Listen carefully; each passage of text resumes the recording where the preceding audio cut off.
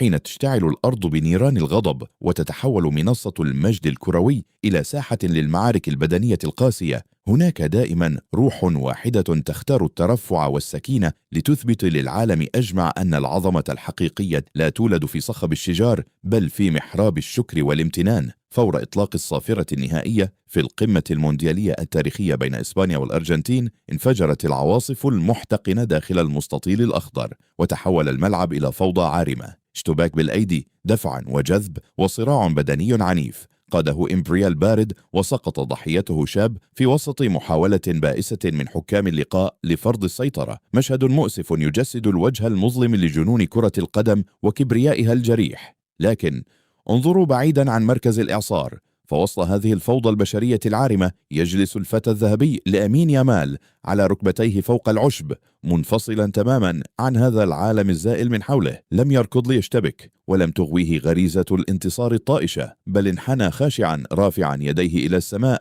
في لحظة شكر وامتنان مطلق لله تعالى على هذه الجائزة الكبرى والنجاح التاريخي الذي منحه الله له. لأن يامال يدرك تماما في سن 19 ما يعجز عنه الكبار، فقبل الألقاب وقبل المجد وقبل معارك البشر الصغيرة الله يأتي أولا. ولهذا السبب تحديدا يظل هذا الفتى الأسمر مختلفا وساحرا في قلوب الجميع.